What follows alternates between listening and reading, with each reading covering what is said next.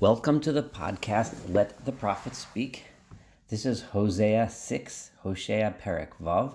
This is Saul Weinreb, the host for your podcast. This Perek, this chapter 6, has a lot of parallels to the previous one, chapter 5. So, as usual, I would recommend that you listen to chapter 5 before listening to this one. In the last parak, God had basically just reminded us to turn to Him when we are having suffering and trouble, because He is the source of the problem and He is therefore the solution. The problem is He's punishing us for our sins, and we therefore need to turn back to Him, as opposed to looking to other places, such as the northern kingdom looking to the Assyrian kings for help. And of course they received no help. They received only destruction when they looked to other worldly powers instead of looking to God.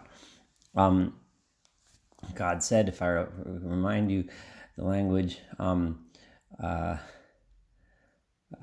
me just, in chapter 5, God said, Ani ka'ashel Ephraim, I am the one who is making Ephraim rot and Judah rot. And God said the language of Ani etrof elech. I am like the lion who is attacking. So therefore, turn to me. And then in the end, God says, no, nothing will help until you search me out. You search my face. Batsar lahem, when you have so much suffering, yishacharunani, when you start to beseech me and beg me. So now, the logical continuation is that the prophet Hosea turns to the people and says, Lechu, let us go. V'nashuva el Adonai, let us return to God. Ki hu taraf, He is the one who is attacking us. V'yirpa'enu, and He is therefore the one who can heal us. Yach v'yach b'shenu, He is the one who has struck us, and therefore yach b'shenu, He is the one who can, literally this means to bandage us up. He is the one who can fix us. Yichayenu miyomayim, He can heal all of us in just 2 days. Bayom hashlishi, on the third day, yikimenu, He can completely have us be recovered. This 2 days and 3 days, many commentaries I should mention look at as either a reference to 2 temples being destroyed, and then the third temple being the final temple after the coming of the Messiah, being the one which will heal us forever. They also look at this as a reference to the 2 great exiles, the exile that occurred after the destruction of the first temple to Babylon, the exile that occurred after the destruction of the second temple to Rome, and so on, and the exile of the Jewish people, that was second, which continues till this day. And then when the third temple comes up, there will be no longer any exiles. But just on a simple level, this is not talking about that. This is referring to the basic pshat, is simply saying that, and traditionally we find in Genesis, where the Shimon and Levi attacked the people of Shechem, who had violated their sister Dinah. It says, Bayom HaShlishi, on the third day, B'yosam Koavim, when they were sick, when they were ill. Traditionally, we find that there are 3 days of illness after one is recovering from a wound. So this is a reference saying, in just 2 days, God will heal us, so that on the third day, He will get us up, and we will live in front of Him in health. In other words, if we turn to Him, He will give us a healing period, and we will get better. And then we will know. Remember, Hosea several times already has emphasized the importance of das, of knowledge, of knowing. This is the key. The key is in Hosea, the key is when we study about God, we learn about God, we know about God, and we know about the world that God created and His creations. Das is key, knowledge, thinking, understanding. So when we know near defa, we will know to chase la das es Adonai. Again, emphasizing das, to know God. Kishachar nachon motza'o.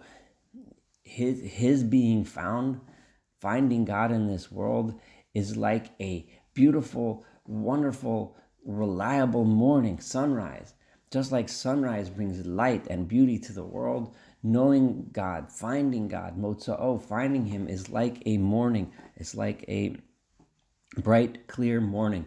V'yavo, and then once we recognize and know him, he will come kageshem lanu, like rain that gives us sustenance. Kimal koshior, it's like the strong, healthy rains that come and sustain and refresh and build and make the land grow. However, so this is beautiful. So Hosea is telling us to look for God, learn God, know God, and then he will heal us. He will make us better. He will become like this sustaining rain. However, Mo'as Elecha Ephraim, what am I going to do for you, Ephraim?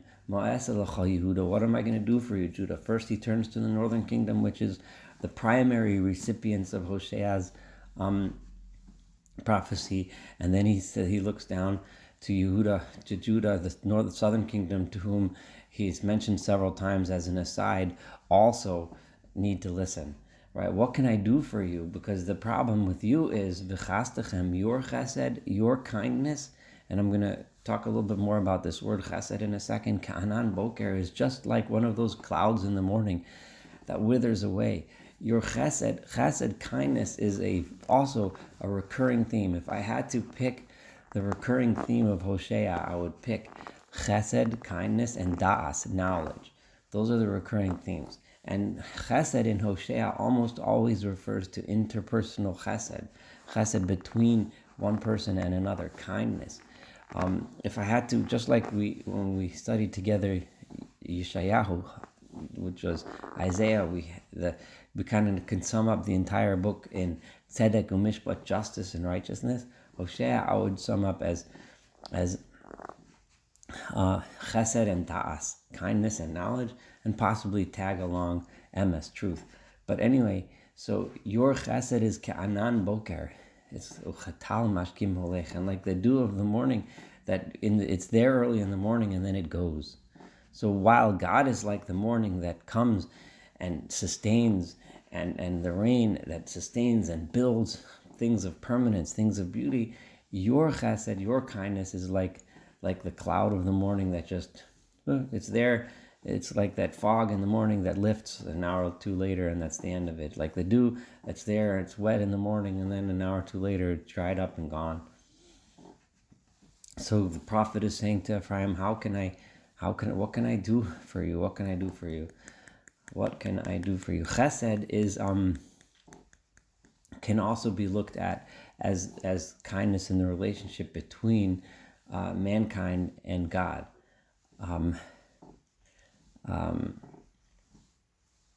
As we see, Chesed nu'urayach lachtech acharai b'midbar, that God calls the kindness that the people had towards God by believing Him, by trusting Him. Let's go on to verse 5. Al-Kain, therefore, in verse 5, or possibly in verse 4, it flips from I being the prophet himself to I being God himself. And this is often we find the prophet himself speaks as if God is speaking through him. And therefore he says, Al-Kain, therefore, I don't know what to do with you, he said in the last verse. I don't know what to do with you, Ephraim and Yehuda, the people of Israel. I don't know, because your chesed doesn't last long. It's like that fog of the morning. So what did I do? What did I do, says God? Al-Kain chatzavti banavim. I went and I hewn out. Chatzavti is like the language of I quarried out of the people these neviim, these prophets, to come and teach you what to do, where to turn, where to go. Haragtim, and then I have killed you, literally, you people, be'imrefi, with the words of my mouth, God says. I have delivered my message to you through those prophets, to the extent that I'm killing you with them. What does that mean, that I'm killing you with those words? There's several ways to understand it. One is, it's just an emphasis. It's saying that I'm blasting you with these words. But the other way of understanding it is that we just saw before, for example, in chapter 5, the last chapter, which is very parallel to this one, 5 verse 10, we said that the people of Judah were giving rebuke. We're supposed to give rebuke, right? And that rebuke made it worse, right? That's what was Ephraim. I'm sorry, in verse 9, not 10. Ephraim l'shamoti yebiyom tochecha. On the day of tochecha, on the day of rebuke, it made Ephraim more destroyed. It made the northern kingdom more destroyed. And that's what God is saying here again. Haragtim be'imrefi umishpotecha or yetze. And your justice, the perverted form of justice that you have, is coming out to light. It is now known what it is. If we look back again in chapter 5, verse 1, Ki lochem hamishpat. Hosea talked to the people and said, it's your job to do justice, but instead, what are you doing? You're crooked. You're twisting the people, sending them in the wrong direction. In chapter 5, verse 11, the people were called rotzutz mishpat, that their entire system of justice was smashed and crooked and broken. And mishpatecha, your justice, is Orietze will come to light. Or, and why? Because I sent the prophets to teach you better. And what is it?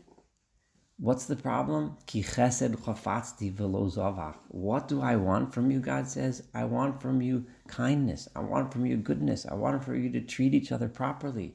I don't want your sacrifices. Vidas Elohim, it is the knowledge of God that I want. I want you to learn about me, read about me, study about me, talk about me, converse about me. Make me, God says, the topics of your conversation and your seeking knowledge. Me'olos. That's what I want. I don't want your burnt offerings under the altar. And remember, we just said in the last chapter again, in verse 6, we said, what did the people do? The prophet comes and tells them what they're doing wrong and their arrogance and their lack of justice, etc. So what did they do? They went to search God by giving God their sheep and their cattle. They did not find God there because why? God is gone from them. God doesn't want that kind of service. What's the problem? We said in verse 7. They have rebelled against God. So don't try to seek me with sacrifices. I told you what I want. I want chesed. I want kindness between man and his brother, man and his sister.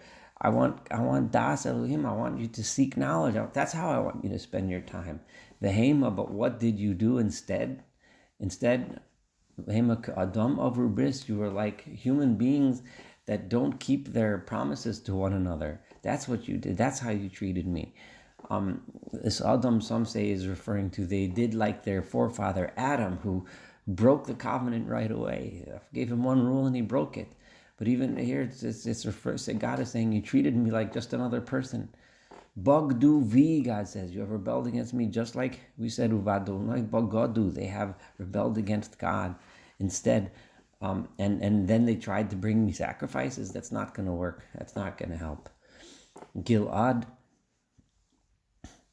Kiryat Poale Oven. Gilad is a place in the northern kingdom. It's an Aver Hayartin. It's on the east bank of the Jordan, in the land which was owned by the tribe of Gad, right?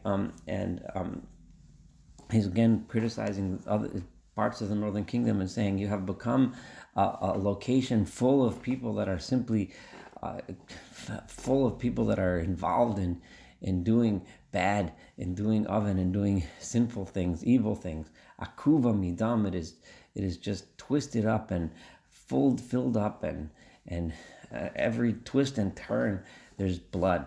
Ukichake ish kidudim, and the leaders. Remember, we started off chapter 5 by talking to the leaders, the Kohanim, the priests, the Beis Hamelech, the house of the kings, but particularly criticizing the priests for their arrogance. Chever Kohanim, the group of priests, instead of being the leaders that teach how to people to live properly, instead they have become like a bunch of bandits. Derech Yiratzchu Shchema, bandits that hide on the side of the road and sneak out on travelers and murder people. That's what you've become. Instead of teaching them, you've pillaged the nation, ruined the nation. Ki zima asi, what you have done is you've encouraged the people to engage in evil and depraved and and acts, and immoral acts. Beves Israel, in the house of Israel, what have I seen? What have I seen? Says Hosea. Ra'isi sha'aruriya, I have seen something that is just awful. Sha'aruriya, something that is just terrible. Sham zenusla Ephraim, I have seen Ephraim. Remember the main tribe of the northern kingdoms. I have seen that they have turned away. They have been unfaithful. Nitma Yisrael, the house of Israel, has become full of defilement and in impurity. And Gam Yehuda, and also Yehuda, and here's another phrase which is very difficult to translate. Shos katzir lach. Just in order to translate this, I'm going to translate like the Metzudos translates this. Shos katzir lach. They have made themselves into a branch of yours. A katzir is according to the Metzudos here, is a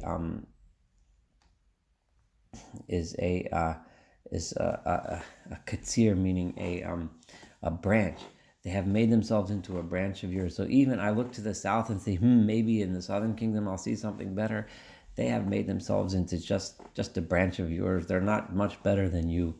Bishuvish Vosami, when I looked there and I was trying to bring back my nation, trying to teach you, says the prophet, I was trying to teach you to be better. I was trying to make you better. But instead, I saw, what did I see? I saw Zenusla Ephraim. I saw Nitma Yisrael. I saw that Yehuda is just another branch of yours. And this is what I see.